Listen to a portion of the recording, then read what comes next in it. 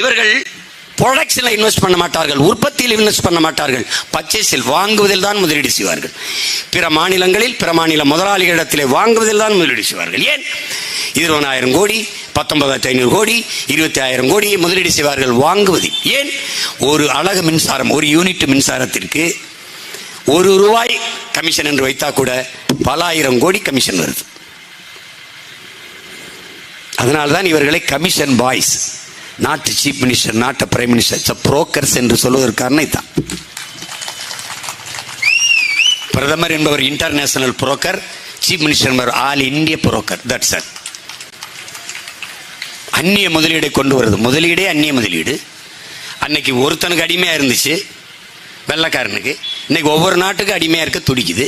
கப்பலில் வர்த்தகம் செய்ய வந்தனா விரட்டி விட்டது விடுதலை போராட்டம்.